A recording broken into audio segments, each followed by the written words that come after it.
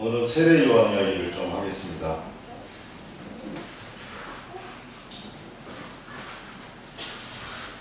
지난주까지 그냥 데리고 있어도 돼요. 화장실. 지난주까지 이제 예수님이 고향에서 배척당한 이야기, 그리고 나서 제자들에게 이렇게 하나님의 아들로 세상 살아가는 것이 이렇게 응원하는 사람이 이렇게 없다, 그런 것들을 교육을 하시고, 또 이제 제자들을 파송을 하는 일이 일어나죠. 제자들을 파송하고 난 다음에요,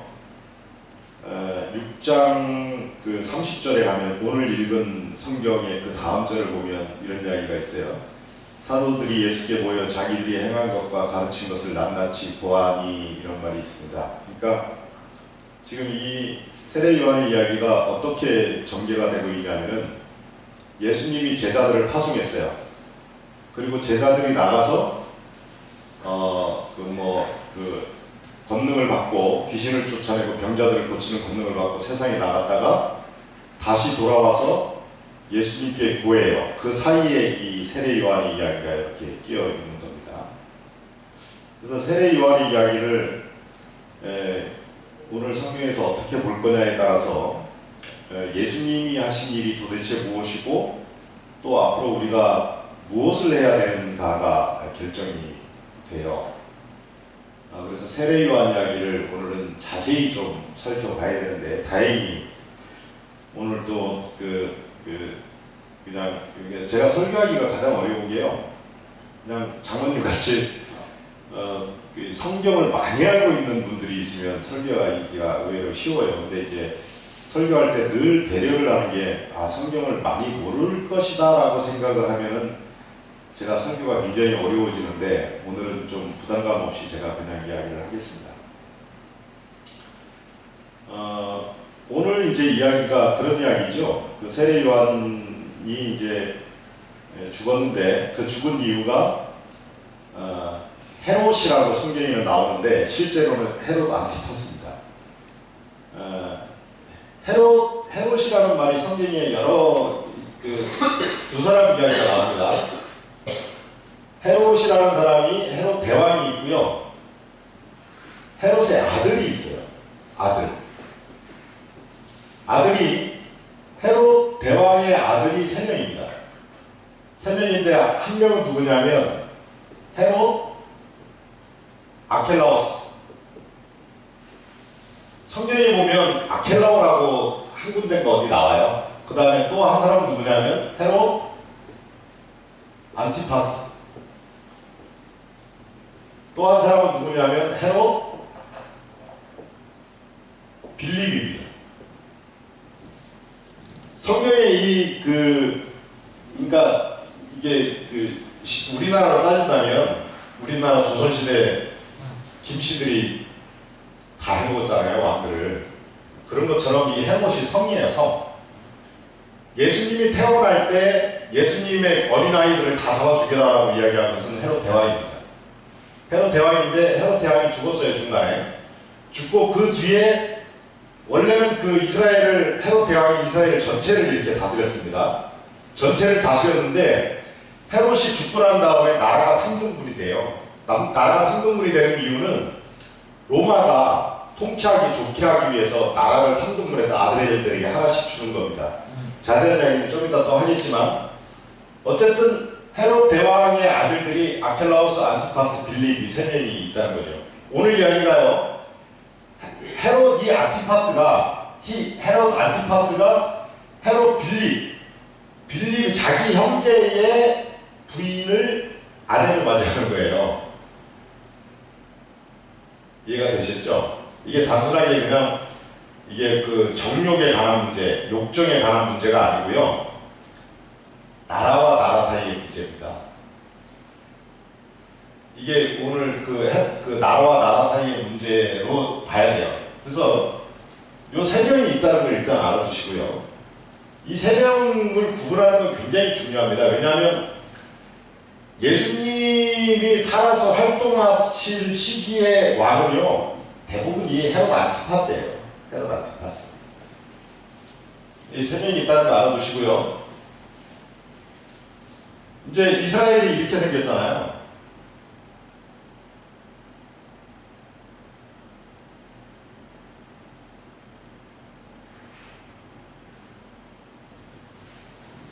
이게 이제 요단 이게 갈릴리, 우리가 성경에 많이 나오는 갈릴리 호수입니다.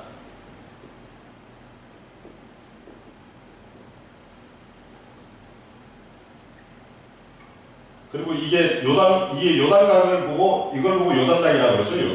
요단강.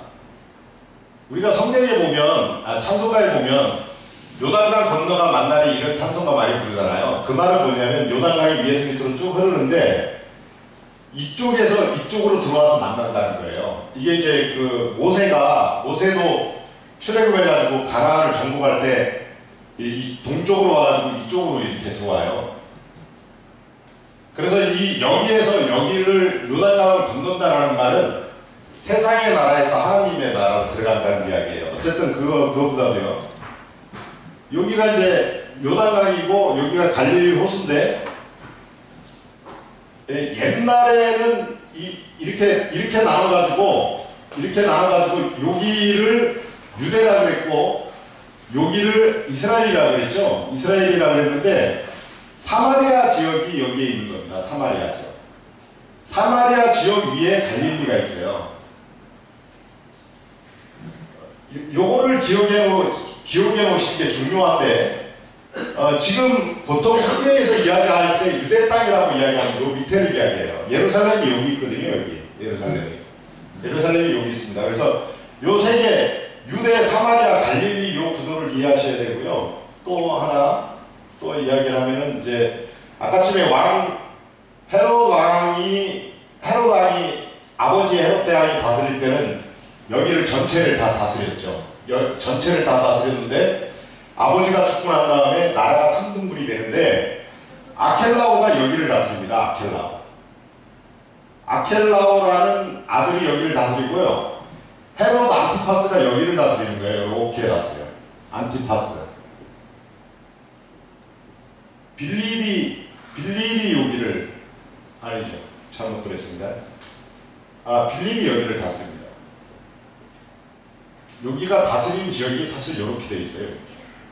그러니까 아켈라오가 여기 다스리고 안티파스가 옛날 사마리아 지역 갈릴리 지역을 다스리고 빌립이라는 친구가 이제 여기를 다스리는 3등분이 됐는데 이 안티파스가 굉장히 야욕이 많은 친구예요. 이 안티파스라는 친구는 자기 아버지처럼 이 세 나라를 항상 다 자기가 다스렸으면 좋겠다라는 생각을 한 거예요. 그래서 이 사람이 이 나라를 다 다스리려면 어떻게 되냐면은 로마에게 인정을 받아야 돼요. 로마에게 인정을 받아야 되는데 로마에게 인정을 받으려면은 그런 거잖아요. 제 능력이 있으니까 우리나라도 대통령이 될 때 참 부끄러운 이야기입니다만 우리 국민들이 뽑는 걸로 알고 있잖아요. 실제로는 미국이 먼저 뽑아놔요. 과거에 그랬습니다. 미국이 인정하지 않으면 우리나라의 대통령이 될 수가 없었어요. 미리 다 조작해가지고요. 미국의 승인 아래에 대통령이 됐어요. 근데 이제 1980년도에 광주혁명 이후로 이제 그런 것이 좀 미국의 영향이 많이 줄어들긴 했지만 그 이전까지만 해도 미국이 인정하면 대통령 해오는 거야.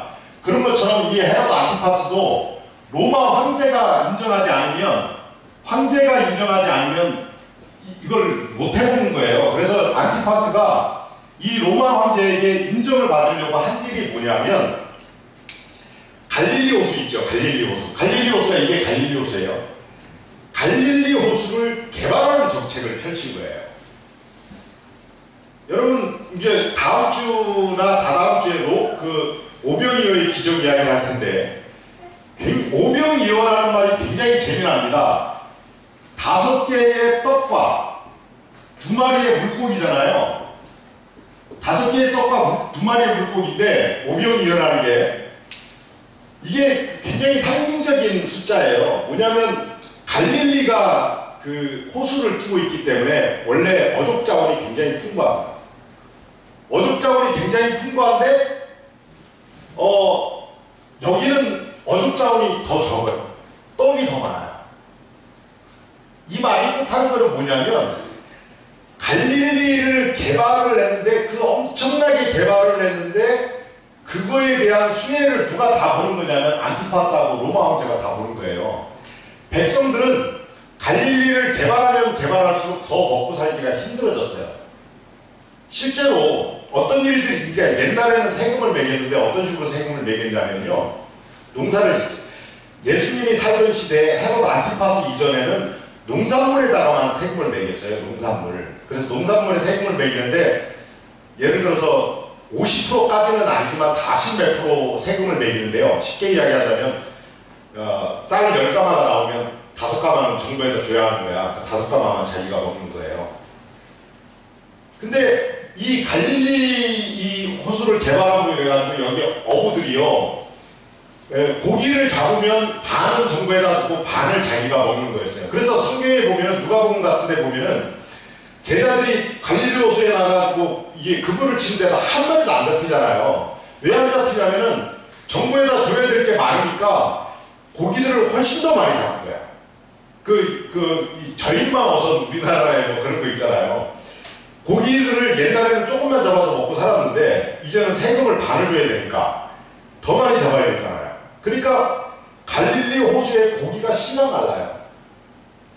갈릴리 호수에 고기가 씨가 말고 백성들은 옛날보다도 더 힘들게 일해도 먹을 수 있는 거는 더 적은 거야. 그리고 실제로요, 고기를 잡아가지고 여기에 갈릴리에서 나는 고기를 다 로마에다가 진상을 했거든요. 로마에 진상을 한 이유는 뭐냐면 여러분, 저는 이태리 음식을 잘 모르는데 이태리 음식을 아는 분들은 잘 알 거예요. 소스를 만드는데 이태리 음식의 소스는 생선이 굉장히 많이 들어가요. 생선 가지고 소스를 만들어요. 참 신기해요.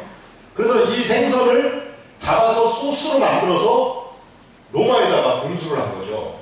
근데 또 소스를 만들려면 어떻게 해요? 잡아놓은 물고기를 가지고 또 소스를 만드는 거잖아요.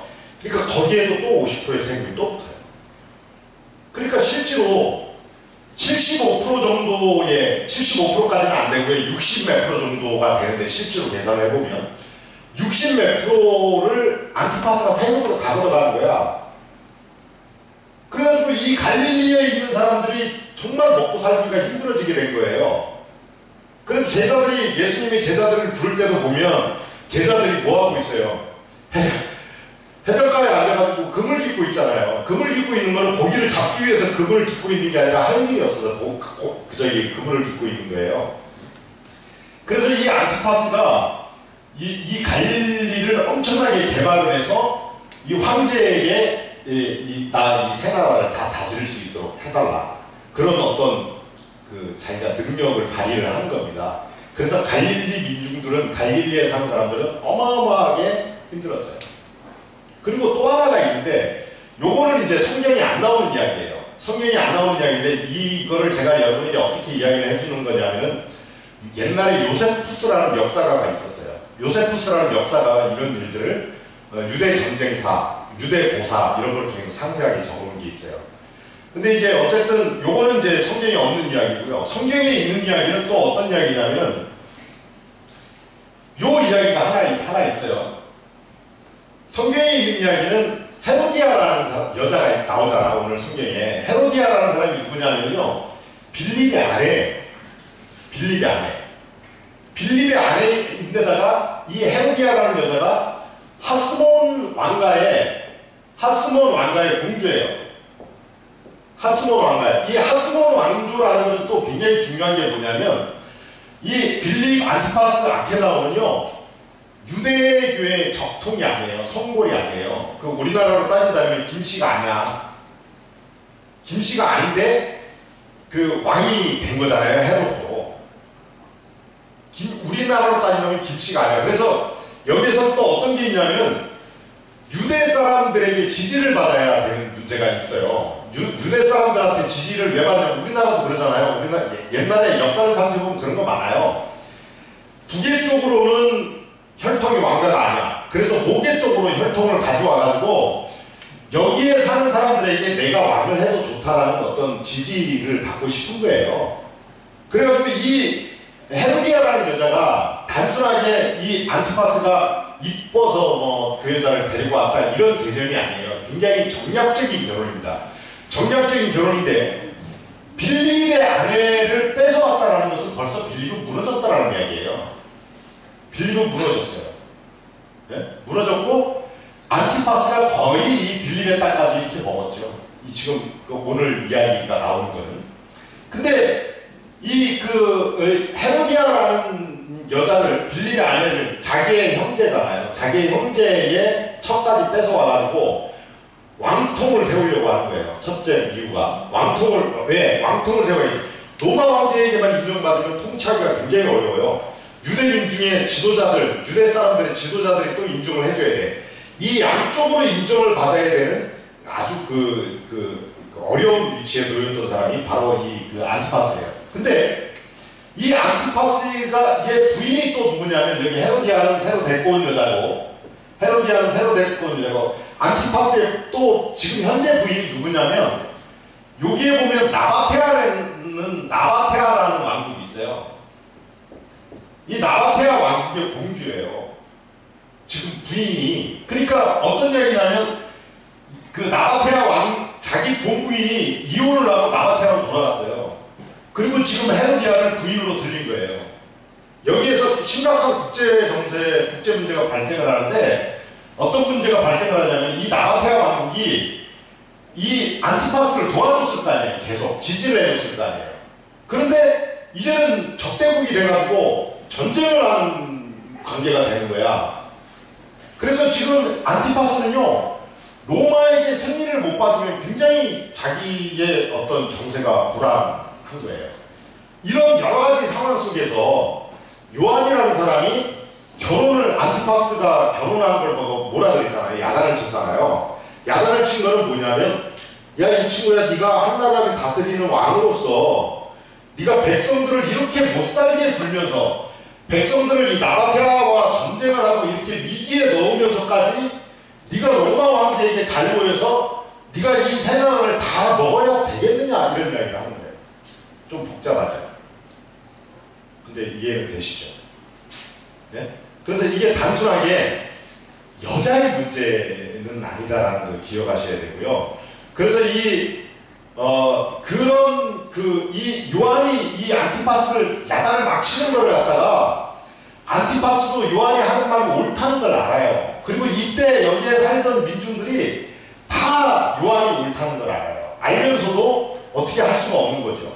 그러다가 이제 우연한 기회에 잔치가 이게 잡아왔는데 잔치가 열렸는데 뭐 땅이 춤췄는데 잘 쳐가지고서 그러니까 죽은 이유도 성경에 이렇게 나오는 이유는 뭐냐면 왜 죽었는지 모른다는 이야기예요. 사람이 죽는데요. 우리도 옛날에 일제시대뿐만이 아니라 일제시대 이후로 우리나라의 군사정권이 우리나라를 잡고 있을 때도 보면 사람들이 죽는데요. 왜 죽는지를 몰라요. 왜 죽는지를 몰라요. 예를 하나 들어드릴까요? 제가 존경하는 선생님이 한 분 계신데 그 선생님의 형이 한 분 계셨어요. 그 형님하고도 옛날에 안기부에 일을 했었는데 안기부의 일을 그만뒀어요. 근데 이 양반이 너무 정직한 양반이라 옛날에는 안기부에 월급도 안 줬거든요. 월급도 안 줬어요. 네가 알아서 해먹으라 그런 거였어요. 그래서 안기부 직원들이 나이트클럽이나 뭐 이런데 뒷골목에서 일하는 애들 끼고서 걔네들한테 수급해가지고 자네들이 먹고 살고 있어요. 근데 이 양반은 마음이 너무 좋아가지고 그걸 못한 거야. 그래서 정부에서 월급 한 푼도 못 받고 저 사람들은 이게 뺏어먹는 거 못하겠고 그래가지고 이 사람이 미쳐가지고 죽어요. 그런 죽음뿐만이 아니라요. 남산에 끌려가서 어떻게 죽었는지 모르는 사람들이 수두룩백백이에요. 요한이 죽었는데 오늘 성경에는 전혀 이런 이야기와도 관계가 없고 국제정세와도 관계가 없는 딸이 춤을 춰가지고 죽었다 이렇게 쓰는 거는 뭐냐면요. 정말 이런 독재적인 정권 밑에서의 민중들의 삶은 앞을 몰라요. 언제 죽을지도 몰라요. 이런 상황에서 요한이 죽은 뒤에 예수님이 복음 사역을 시작합니다. 그 마가복음 1장 14절에 이미 나왔어요. 이야기가 뭐냐면 예수님께서 요한이 잡힌 뒤에 하나님 나라의 복음을 전파하라. 때가 가까웠으니 하나님을 믿으라. 이런 복음을 전파하는 거거든요. 그래서 여기에서 이제 마가복음을 쓴 사람이 요한의 이야기를 여기에다 끼워놓은 이유가 있어요. 그 끼워놓은 이유가 뭐냐면 요한의 사역이 어떤 사역이었고 또 요한의 사역과 예수님의 사역이 어떻게 다른가를 설명하고자 함이에요. 설명하려고 했죠. 요한은 그래서 지금까지 설명했지만 요한의 사역은 정확합니다. 요한의 사역은 뭐냐면 잘못된 것을 지적하는 사역이에요. 니네들 잘못했다. 그렇게 살면 안 된다. 잘못한다. 그러니까 요한이 주로 이야기하는 거는 회개죠. 회개라는 건 이제 잘못했다. 그 마가복음 1장에서도 뭐냐면 마가복음 1장에서 나오잖아요. 회개하라. 그 이제 누가복음에 같은 데 보면 바리새인들이 회개하라 나오는데 누가 니네들 보고 그 증거를 피하라고 그러더냐 이렇게 욕도하는 장면도 나오고 그러는데 요한의 이야기는 철저하게 회개하라고요. 두 번째는 그 잘못하고 있는 사람들에 대한 저항입니다. 저항. 이게 이제 요한의 운동이에요. 요한의 운동은 쉽게 이야기하면 그런 거예요. 하나님을 섬기지 않고 이웃을 사랑하지 않고 자기네들의 욕심대로 살아가는 사람들도 일단 회개해라. 니네들 그렇게 살지 마라. 라고 이야기를 했죠. 그리고 나서 그 사람들을 사랑하지 못하게 하고 온 세상 사람들을 다 욕망의 사탄의 자식으로 만들어버리고 있는 그 힘, 사탄적인 힘에 대한 저항을 하는 것이 이제 요한의 생애입니다. 요한은 이걸 했어요. 그래서 요한은 하나님 나라를 실제로 이렇게 했다라기보다는 그 요한이 한 일은 뭐냐면 세상에 대한 저항입니다. 저항. 근데 예수님은 보세요. 예수님은 그 회개하라는 말을 동일하게 이야기했지만 저항이라는 것은 예수님은 하지 않습니다. 되게 놀라워요. 예수님은 저항을 하지 않고요. 예수님은 저항하는 것 대신에 뭘 하냐면요. 하나님의 나라를 세워갑니다.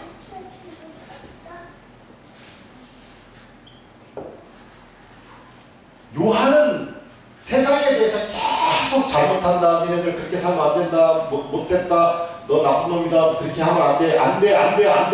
라고 이야기를 했는데 예수님은 전혀 다른 행보를 하셔요. 예수님은 하나님 나라를 세워가는 일을 하는 거죠. 근데 이게 무슨 차이가 있냐? 저항하는 거하고 하나님 나라를 세워가는 거하고 어떤 차이가 있느냐?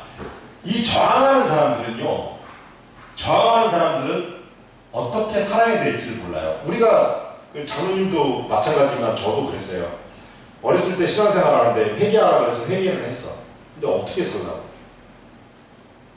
회개했단 말이에요. 하나님, 내가 하나님 안 믿은 거 잘못했습니다. 내가 내 욕심대로 산 거 잘못했습니다. 내가 내 욕망대로 산 거 잘못했습니다.